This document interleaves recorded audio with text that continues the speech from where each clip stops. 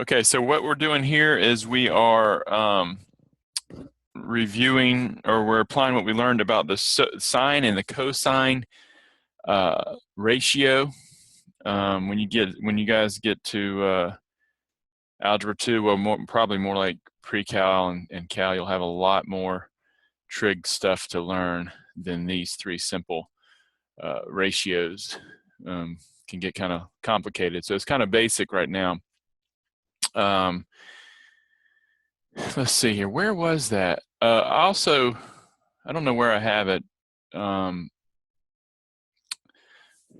There is, what did I do with that? Let me create a blank page real quick. Some teachers use a saying to help you remember your the ratios. And it's by using the name of Chief Sa Ka oops, that's an H.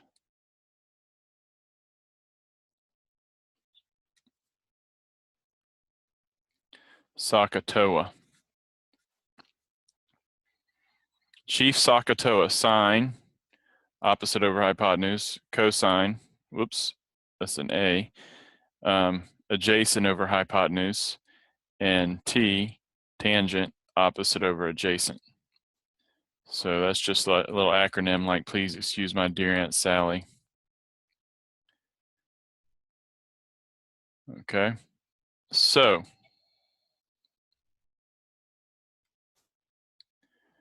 let me throw this out here and see who could be the first to type it in. Cosine. Well, let me scramble that. Let's do it the other way so you can type the word in. Which trig ratio is opposite over hypotenuse? See who can type it in first. Which one is opposite over hypotenuse?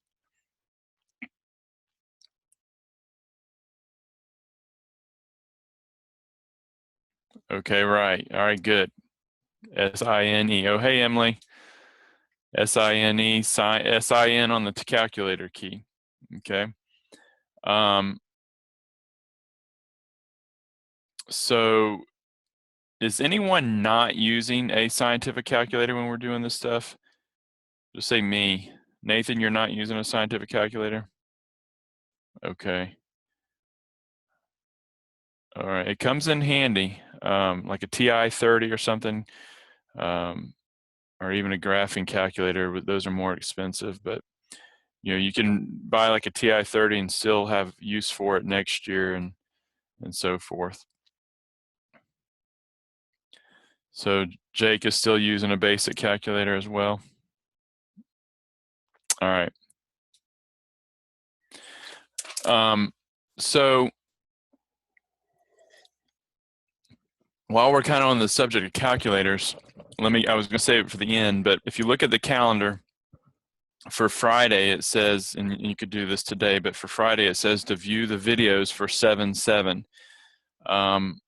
So there's not going to be an assignment for that lesson. You'll find it in the practice test. But you're going to find another use for a scientific calculator in that. And so in those lessons, what we're looking at is converting, like, let's say we don't have an angle measurement, but we have two sides of a right triangle. We can use those two sides in the trig ratios to find the actual angle measurement. So that's when it's not, you can use the table, but it comes in handy to have the calculator. So all that brought up the whole idea of seeing y'all put SIN versus SINE. All right. Okay, so I'm recording this, so for those that can't see the text box, somebody commented, which math tool is the biggest procrastinator? A calculator, L-A-T-E-R. That's a good one. Did you make that one up yourself, or did you read that somewhere? You made that one up? That's a good one. All right, so let's get on track here. So we're practicing using cosine and tangent. or cosine and sine. So remember what I tried to emphasize in the videos is, you've got solving for these unknowns with the right triangle. You have, giving, if you just have one side in acute angle, that should be, okay, I'm looking for some unknowns. I have one side of a right triangle length and I have an acute angle measurement, therefore I can use trig. So once you realize you can use trig, then you're like, okay, which ratio am I going to use? Am I going to use sine, cosine, or tangent? Okay, so you answer that question based on what's given and what's needed. So, your acute angle is your point of reference. Okay, so at this 32-degree angle, let's start with finding x. I want x, that's the opposite leg, and I have the hypotenuse. Okay, so I'm dealing with opposite over hypotenuse. That tells me to use which ratio? Opposite over hypotenuse. Somebody type it in.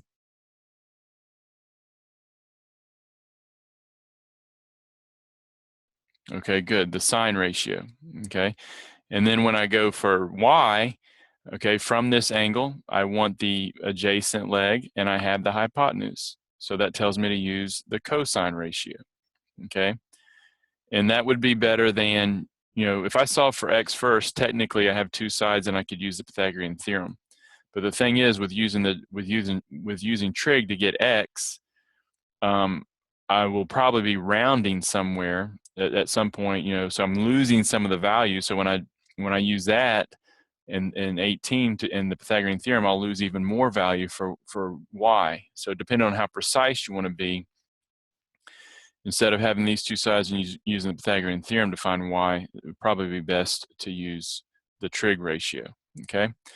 All right, so again, looking at number 10, and I didn't really make note of which ones you guys had trouble with. You did pretty good on this assignment overall, I think. Some of you had trouble with 22 through 25. And I don't know if that's because you didn't catch on as far as using the Pythagorean theorem or not. So we'll see when we get to it.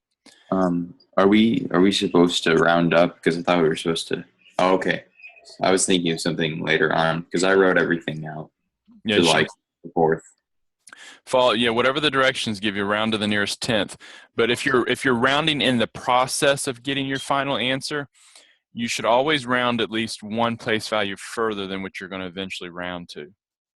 Okay, so like, like if I'm doing more than one step to get to my final answer and I'm rounding in between, like if at the end I want to round to the 10th, so the steps in between, if I'm rounding, I should round to the 100th. Okay, so and some of your answers were like a 10th off of what I had, and I didn't know if that was because using the calculator versus using the table. I couldn't really tell, but so you have to just be accountable to yourself. Be careful, make sure you're rounding properly. You don't want it to catch up on you later. So let's start with finding x. So again, we're going to use the sine ratio, and I want to solve for x. So getting x by itself, so multiplying by x by both sides. Okay, and then to get y, I would, as I said earlier, use the cosine ratio. Okay, so depending, this is using the calculator. I get 9 and around, I don't have the place values beyond that, but you should have gotten 9.5 and 15.3. If you use the table for the value of sine of 32, there may be some cases where you're a 10th off than the answers are. Okay, now, and again, notice too, I could have, if this is 32, then this is 58. I could have also used the 58-degree angle in sine and cosine and been fine that way as well. All right, so number 11, if you start with finding A, you're using the cosine ratio from the 48-degree angle, and then the sine ratio.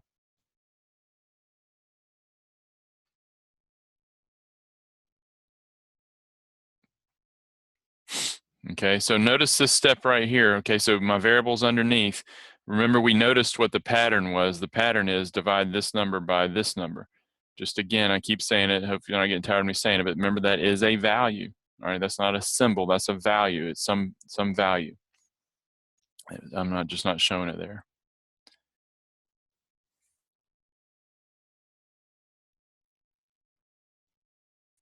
All right, so take a look at those and see if you have any questions on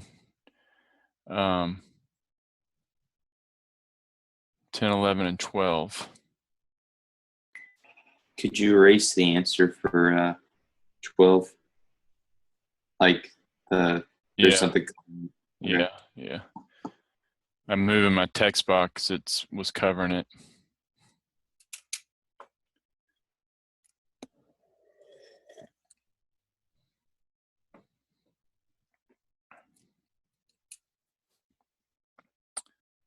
Okay, no questions on those?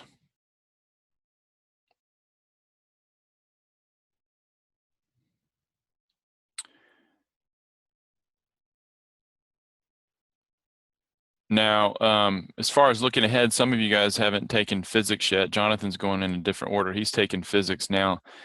Jonathan, did you do much of this when you guys were working with force and stuff like that? Did you use much trig?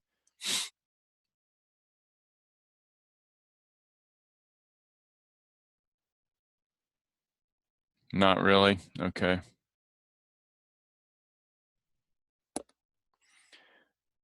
When I was in high school, I think we had to have trig in order to take physics. Did some parabolas. All right. Was that with force, or was that must have been something else? What's anyway? All right. So let's go to the next ones. Did Jake ever make it on? Is he off still? We're still missing Jake and Andrew, aren't we? I keep trying to move my text box and it's expanding on me. All right, so here's 13, 14, and 15. I think it's basically, the same type of thing as the other ones. I don't think there's any different scenarios. If there are, let me know and we can talk about it.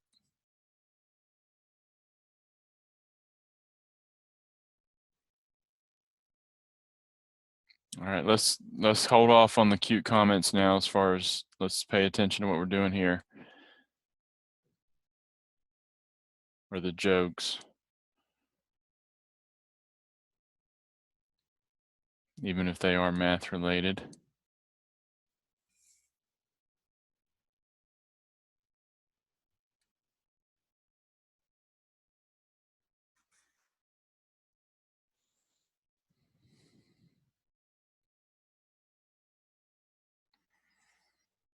All right, any questions on any of these?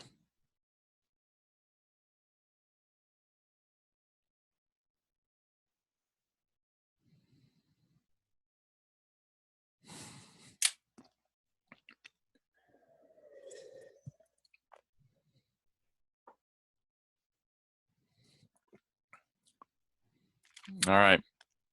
All right, so on these, you guys had a little bit of trouble. It may just be because you're working with square roots and so forth. Find the unknown, and then determine the cosine and the sine ratio. All right, so with the unknown, we don't have any angle measurements, but we do have two sides, so we'll have to use the Pythagorean theorem to find the unknown.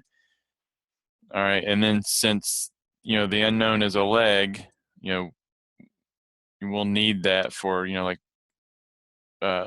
sine and cosine of x. So we would need zy for the sine of x and so forth.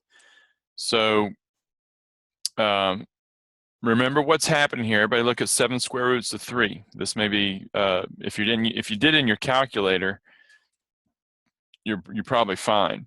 But remember, I'm squaring, think back to algebra, I'm squaring both parts of this. So I'm squaring the 7, that's 49, and I'm squaring the 3 when the exponent is outside the parentheses like this. Okay. So the square root of 3 squared is just going to be 3. So I have 3 times 49, which is 147. And then zy squared, that's you might have put x squared. Same thing. This is a variable. And so we find that zy's length is 7. Okay. So then we can get the sine and the cosine ratios. So the cosine of x is adjacent over hypotenuse, 7 squared is 3 over 14. All right, I'm going to slow down. I'm going to pause just a minute because I want to show how to simplify this. I'm not sure if anybody's looking at that, so let's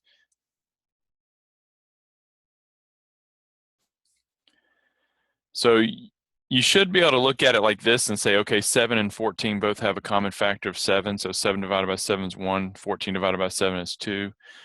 But just in case you didn't see something like that enough in algebra or middle school math, you can also look at it like this: 7 over 14 times the square root of 3 over 1. So if I multiply that together, I would express it this way. So 7 over 14, 7 goes into 7 once and 14 twice. So, that's just 1/2 times the square root of 3. So you got square root of 3 over 2. Okay, so then using your calculator, square root of 3 divided by 2, and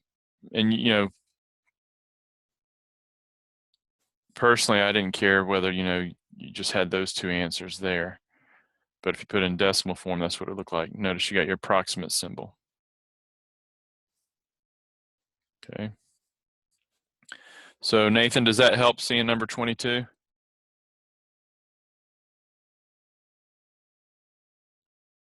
Okay, good.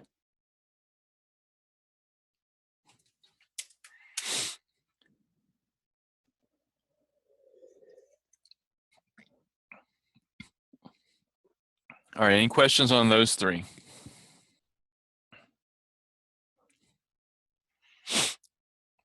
Again, notice like an example, like number 23, notice 8 squares of 2 over 12 simplifies to 2 squares of 2 over 3.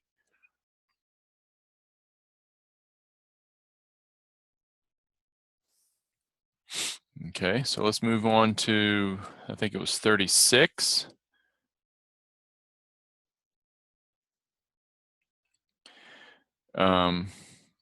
You want to hang a banner that is 29 feet tall from the 3rd floor of your school. You need to know how tall the wall is, but there is a large bush in your way. Okay, so meaning, if that bush wasn't in the way, I guess you could just drop a rope down to the bottom and measure it. Okay, but there's a bunch of beehives in that thing, and so you don't want to get behind it and so forth. And so what we're going to do is, extend the rope out beyond the bush and measure the angle here. Okay, and then we don't even have to measure how far away we are from the wall, because we can use trig. All right, and then measuring how far you are from the wall would be a problem as well. Okay, so hold on a second. This chat box. All right, so you throw a 38-foot rope out of the window to your friend. She extends it to the end and measures the angle of elevation to be 7 degrees. How high is the window? Okay, again, remember look at the vocabulary term, angle of elevation. Here's your horizontal, the distance from you to the wall. And so you're looking up above the horizontal, so this is called an angle of elevation.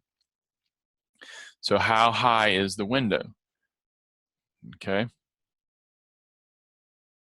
So which trig ratio, somebody write it in, which trig ratio are we going to use to find x, the height of from the ground up? Okay, good, cosine. Good, Jordan. All right, so that's opposite over adjacent. So when you solve, whoops, that's wrong. Sine, opposite over adjacent is the sine ratio. All right.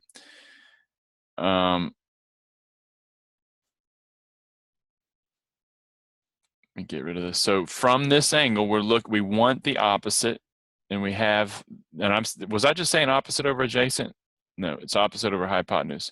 So from the 70-degree angle, we want the opposite, and we have the hypotenuse. So that is the sine ratio. Okay. So we could say the sine of 70 has to equal x over 38. When we solve for x, we get approximately 35.7 feet. Okay. So our banner is 29 feet. All right.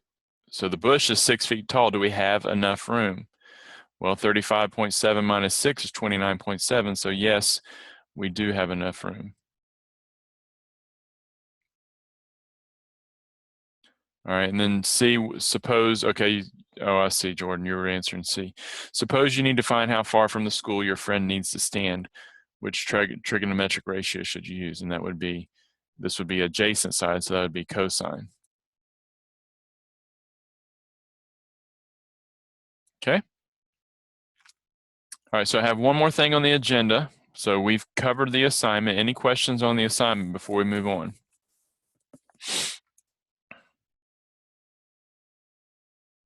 Okay, so remember to check the calendar, for what's next. What's next is watching the 7 videos, and then one additional video, which I'm getting ready to tell you about in a minute. And then I'm still working on the practice test.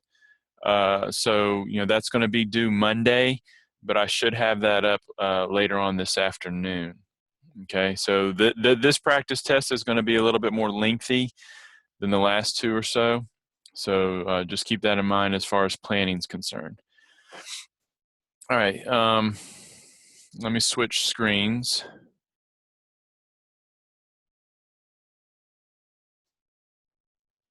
Jonathan, your video's on. I see that the fan's on out on the porch.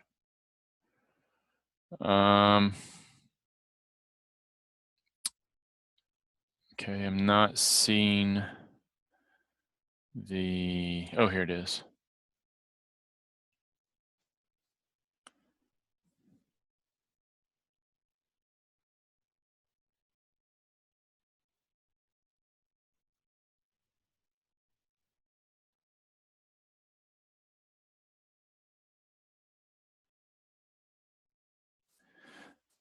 All right, so everybody see the right triangle there?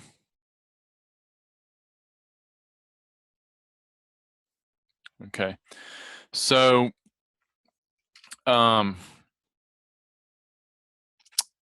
we've already, we're way past this, but the Pythagorean theorem is something that we introduced in this chapter, and I want to look at the proof. I don't know if you've thought about it, but we've done a lot. We haven't done any proofs in a while, and so I want to look at the proof. Okay, you see the centered triangle. You see the right angle there, so it's a right triangle, right? You see that? Okay. All right. So I want to look at the proof for the Pythagorean theorem, and there's all kinds of proofs out there for the Pythagorean theorem. All right. And so I'm going to kind of just give you a little prelude today or right now, and then there's a video. So make note of this. I don't know how well I noted it on the calendar. I may need to go back, but make note of this. You're going to go back to the 7-1, the 7-1 lesson page, and watch a video that I've got on a method of proving the Pythagorean theorem. And I may, it probably won't be on the practice test, but I may put a fill in the blank proof for the Pythagorean theorem on the test. So just keep that in mind. That's motivation for you to watch the video. I think it's about 11 minutes long. Okay, so let me just give you an introduction, something I don't mention in the video. So we've got the Pythagorean theorem. That's what we're trying to prove. A squared plus b squared is equal to c squared. A is equal to the length of one leg, b the other, and the c the other. Now, what I want you to think about as far as a plan for proving this is, what does a squared mean? When something's squared, what is that? What else is that? See if you can think about see if you can pick out what I'm thinking about. If I square something, what? It's multiplied by itself. Yeah. Well, what I'm looking for is it's the area of something, isn't it? If I were to take the length of A and square it, that would be equivalent to the area of a square with that side length, right? Right. As Jonathan said, it's the area of something. So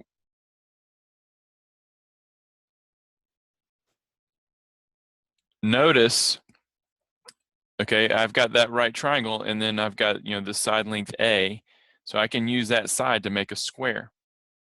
Okay, same thing with B and same thing with C.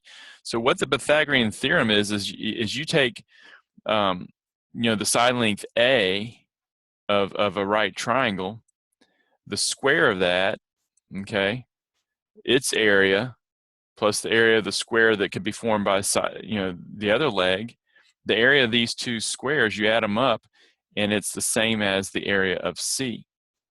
Okay, so notice my area here, the area of AHJG and DEFG is equal to the area of ABCD. Okay, and that's the that's true for any size.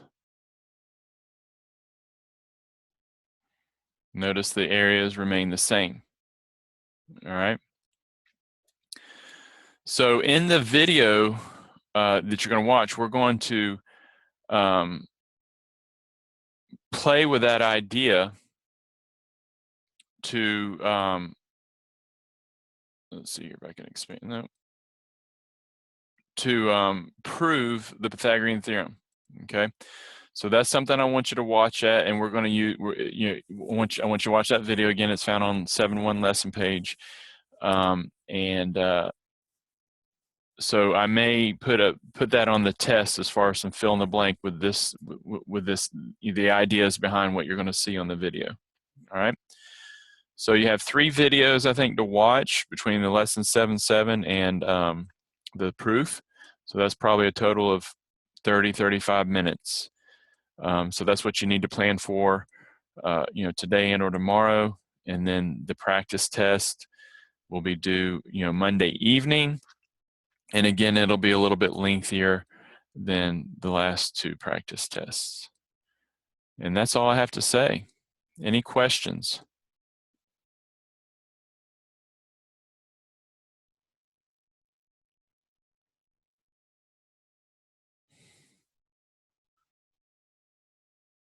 Okay, so I'm going to end this meeting. You guys have a great day. Thank you.